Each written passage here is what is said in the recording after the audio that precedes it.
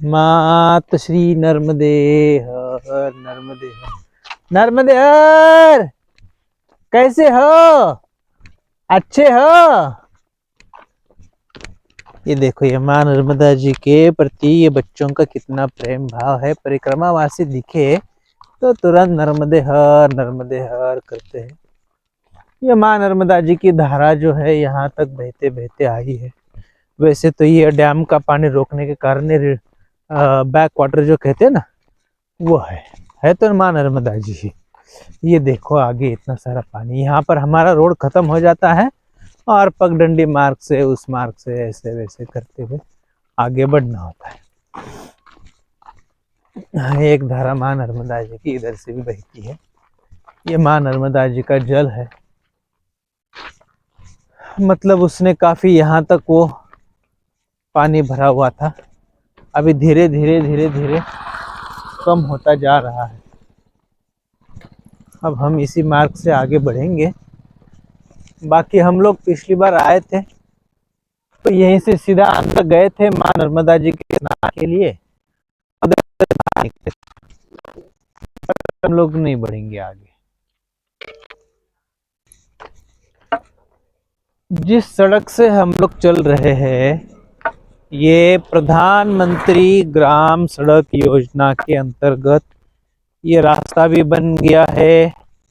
यहाँ जो आदिवासी लोग रहते हैं इनको पक्के मकान भी बनवा कर दिए गए हैं, आरसीसी मकान। फिर उनको प्रशिक्षण के लिए, शिक्षा ग्रहण करने के लिए स्कूलों का भी शुरुआत करा के दी। सब व्यवस्था मतलब काफी अच्छे से कराई। 20 साल पहले की यहाँ की ये स्थिति थी कि ये लोग ना ढंग से हिंदी जानते थे, ना इन लोगों को कुछ समझ में आता। ये मान के चलो का एक अंग हम लोग कि इनको पूरी दुनिया से कोई परिचय था ही नहीं। इनकी दुनिया ये थी कि ये पेड़ पौधों के पत्ते खाना पीना, फल खाना चाहते हैं और जो माँ नर्मदा जी का जल है वो जल पी लेना। बाकी इनके जीवन में और कुछ था नहीं। खेती के नाम का प्रकार भी नहीं था। गए 3-4 सालों में इतना विकास हो गया है यहाँ पर कि यहाँ सड़कें पहुंची, पक्के आरसीसी मकान, आपको तो हमने बता ही दिया है। और भी यहाँ पे सुविधाएं प्रशासन ने अच्छे से की है। यहाँ के लोग अभी उन्नति के मार्ग के ऊपर चल पड़े हैं। ये भौतिक उन्नति के मार्ग पे चल पड़े हैं, परंतु साथ साथ में इनकी आध्यात्मिक उन्नति भी काफी अच्छी है। ताकि माँ नर्मदा जी के तट पर रहते हैं, माँ नर्मदा जी की जो भक्ति है, श्रद्धा है उनके अंदर, वो माँ नर्मदा जी को इतना मानते हैं कि उनका जो कुछ भी है सर्वे सर्वस्व माँ नर्मदा जी ही है। इतनी उनकी दृढ़ता है माँ नर्मदा जी के प्रति।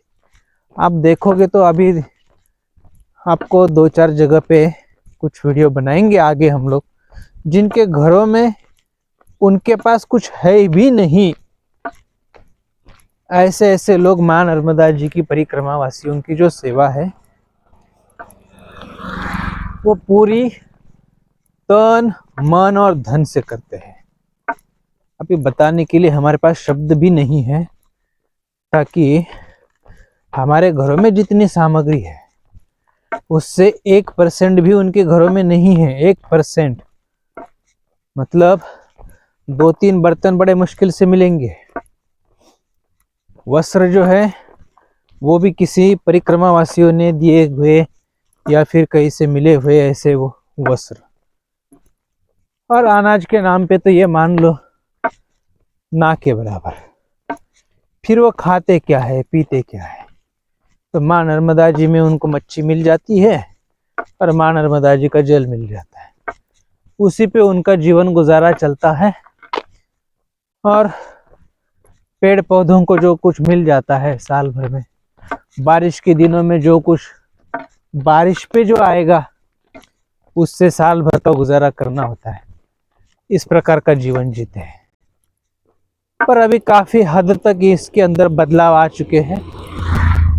प्रशासन यहाँ तक पहुंच के उन लोगों को सभी प्रकार की सुविधाएं पहुंचा रहा है। प्रशासन ने इस आदिवासी एरिया में बहुत अच्छा काम किया हुआ है। नर्मदा समग्र नाम की एक व्यवस्था ऐसी है जो उनको शारीरिक बीमारियों से लेकर दवाई देना, ऑपरेशन करना, उनका हेल्थ चेकअप कराना, समय समय पे उनका ध्यान देना। वो रोड नहीं थे तो माँ नर्मदा जी में नावों के द्वारा जा जाके उन्होंने सेवा दी है। अभी भी सेवा चल रही है।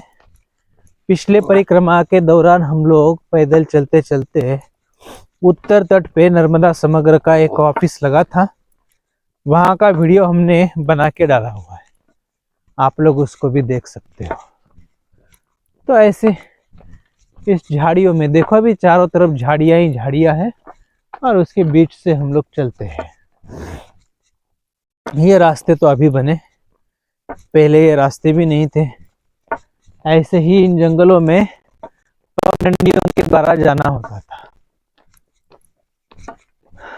तो है माँ नर्मदा जी की असीम कृपा जो परिक्रमा वालों के लिए अभी ये रास्ते बन गए। वैसे तो अभी परिक्रमावासी तो हम सोचते बहुत चल रहे, बहुत परिक्रमावासी है, परंतु ये तो आज के जमाने में हम देख रहे बीच का जो समय है वो ऐसे ही गया था। बहुत लोग कम चलते थे, पर वास्तविकता में अगर देखा जाए तो गौरी शंकर महाराज जी जो थे उनके साथ में तो हजारों लोग परिक्रमा में चलते थे माँ नर्मदा जी के परिक्रमा के लिए। तो अभी हजारों लोग तो एक साथ तो नहीं चलते, उनके साथ में तो हजारों लोग चलते थे एक साथ में परिक्रमा के दौरान। उस समय ये रास्ते नहीं थे, पगडंडियां नहीं थी। ये ऐसे जो जंगल है, ये जंगलों में से कहीं से कहीं से कहीं से कहीं से गुजरना पड़ता था, उससे वो चलते थे। और वो हर दिन सुबह शाम भजन कीर्तन आरती संध्या वंदन, माँ नर्मदा जी का स्नान, उनका पूजन आरती सब कुछ करते करते चलते थे। ये आजकल के जैसा नहीं है कि सुबह प्रस्थान किया, बैग उठाया लटकाया दिन भर चले, बना बनाया भोजन मिला तो ठीक है, मतलब हम बनाएंगे भी नहीं ऐसे भी परिक्रमावासी है, बना बनाया भोजन मिला तो पालेंगे, नहीं तो आगे बढ़ेंगे। क्यों भाई, समय जा रहा है, दिन का 5 किलोमीटर चलना कम हो जाता है तुरंत। ऐसा भी भाव है, अच्छी बात है उनकी भी, ताकि उन्होंने अपने संसार से बड़ी कृपा करके उतना समय निकाल के वो परिक्रमा के लिए आए। माँ नर्मदा जी की उन पे भी कृपा होगी तभी तो आए हैं वो। अच्छी बात है, खुशी की बात है। तो ये सब अपना नित्य कर्म करते करते करते परिक्रमा की जाती। परिक्रमा माने उसका आनंद लो, चलने का भी। सिर्फ अंतर नहीं काटो, अंतर काटने के लिए परिक्रमा नहीं है, आनंद लेने के लिए परिक्रमा है। आनंद ले लेके आगे बढ़ो, चलने का आनंद लो, सुबह शाम आरती का आनंद लो, भोजन प्रसादी का आनंद लो। मतलब आप प्रकृति से जुड़ जाओ। हमारे शरीर में पैरों के नाखून से लेकर सर के बालों तक जो हमारे शरीर में हिलचाल होती है, शरीर में क्या क्या बदलाव होते हैं, उसका अनुभव, उसकी अनुभूति, चलते समय बैठते समय कहाँ दर्द होता है, कहाँ आराम मिलता है, कहाँ सुख मिलता है, इसका भी अनुभव करते करते हमें आगे चलना है। परिक्रमा के दौरान हमें हमारे शरीर के अंदर की जो नस नाड़ियां हैं उनको विकसित करना है, और तभी तो हम लोग जो साध्य करना चाहते, साध्य करना क्या, यही तो साध्य करना है। बाकी हमें एक बात बताइए, समय तो कहीं जाता नहीं है। कई हजारों वर्षों से सूरज सुबह उगता है, शाम को ढलता है, सूर्योदय होता है, सूर्यास्त होता है। ये तो नित्य क्रम है। गर्मी के दिनों के बाद बारिश के दिन आएंगे, बारिश के दिनों के बाद ठंडी के दिन आएंगे, ठंडी के दिनों के बाद गर्मी के दिन आएंगे। ये जो चक्र है, इसमें आज तक तो कोई बदलाव नहीं आया। तो समय जो है वो कौन सा समय जा रहा है? तो समय जा कहाँ रहा है? समय कहीं नहीं जा रहा है। ये हमने बोला है कि समय जा रहा है। समय तो वही का वही है, पर लोगों ने धारणा बनाई, लोगों ने अपनी अपनी मान्यता बनाई कि समय जाता है। अब समय कहाँ जाएगा ये बताओ? ताकि सुबह का सूर्योदय होता ही है, शाम का सूर्यास्त होता ही है।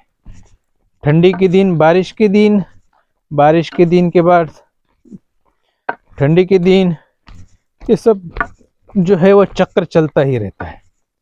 ये एक साइकिल है। अब धरती माता घूमती फिरती है सूर्य भगवान के आसपास, तो जिसके चलते हमें भासित होता है कि सुबह हुई, शाम हो गई, ये हमें भासित होता है। परंतु वास्तविकता ना सुबह होती है ना शाम होता है, ना कहीं समय जा रहा है। और जो शरीर हमने धारण किया हुआ है ये मात्र एक साधन है, और उसको एक मात्र साधन के दृष्टि से ही देखा जाए तो जीवन के सभी प्रकारों के दुख दूर हो जाएंगे। परंतु हम उसको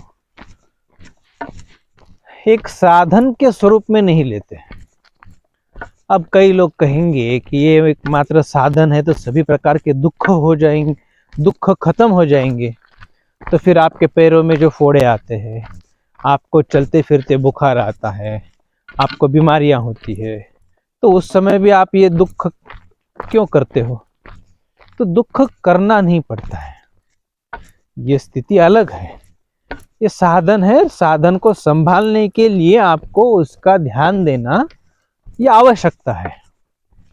आवश्यकता और बिना आवश्यकता का उसका ध्यान देना, इसमें फर्क है।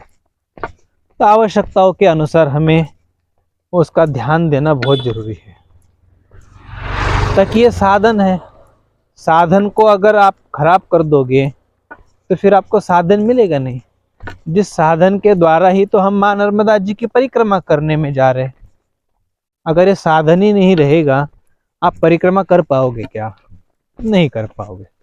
तो इस साधन का तो ध्यान देना पड़ेगा, ख्याल करना पड़ेगा।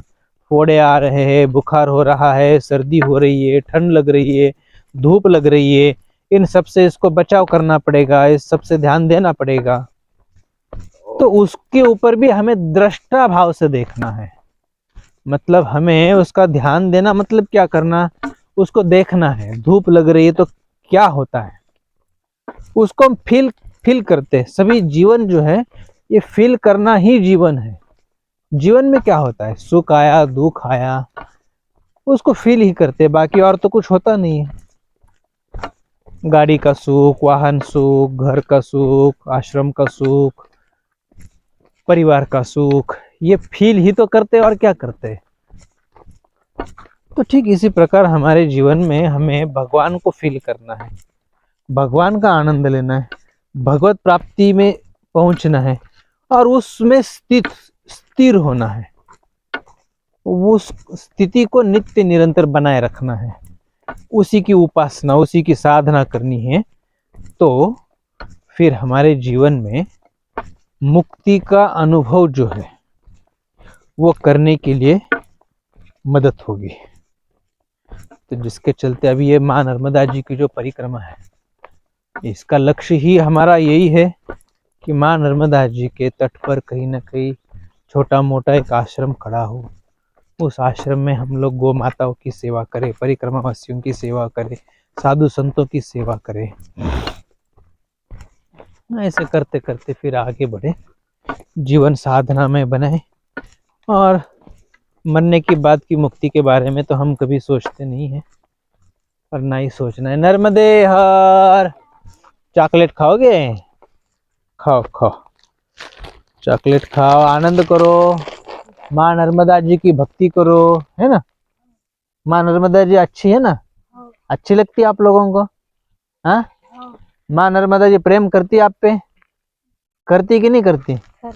करती है ना। हाँ ठीक है ठीक है। अभी आगे खप्पर माल की पहाड़ी की चोटी दिख रही है, दिखती है यहाँ से परंतु दूर है काफी, उसको वहां तक पहुंचने में हमें काफी समय लगेगा। हम धीरे धीरे चलते चलते चलते चलते पहुंचेंगे वहां तक। अभी थोड़ी देर में आएगी बोरखेड़ी, और बोरखेड़ी से हम लोग आगे बढ़ेंगे लखनगिरी बाबा जी के पास, जहाँ वहां पे अभी वर्तमान विद्यमान नर्मदा गिरी बापू रहते हैं। ये माँ नर्मदा जी का जल अभी यहाँ तक आया हुआ है, पहले नहीं था ये, अभी इसी साल आया है। काफी जल भरा हुआ है माँ नर्मदा जी का। माँ नर्मदा जी का जल इतना है इतना है इतना है कि पूरा गुजरात, मध्य प्रदेश, राजस्थान, महाराष्ट्र, सब जगह माँ नर्मदा जी का जल जा रहा है। तो इतना ऐसा बहुत सुंदर निर्मल ऐसा ये जल है, तभी तो माँ नर्मदा जी की परिक्रमा इतने लोग भक्ति भाव श्रद्धा से करते हैं। और परिक्रमा उन्हीं को की जाती है जो वहां पर नित्य निरंतर वास करते रहे, बने रहे, ऐसी प्रार्थना की जाती है। जो परिक्रमावासी अपने स्वार्थ के लिए भी क्यों न हो पर परिक्रमा करते हैं, परंतु उस परिक्रमा का फलस्वरूप वो माँ नर्मदा जी को वहां बंधन में बांध देते हैं कि माँ तू यहीं पे रहे और हमें जल पिला। तो ये जल देखो कहाँ कहाँ तक नहीं जाता है। माँ नर्मदा जी का इतना अथांग ऐसा समुद्र जैसा विशाल जैसा ऐसा महाकाय स्वरूप आप दर्शन कर रहे हो। मात श्री नर्मदे हर, नर्मदे हर, हर हर मात श्री नर्मदे हर।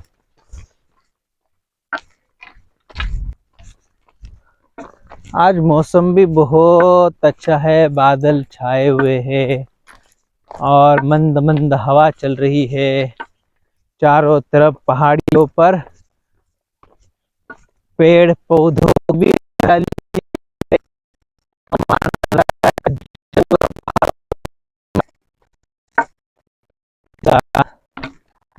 ये वो कितना अच्छा है।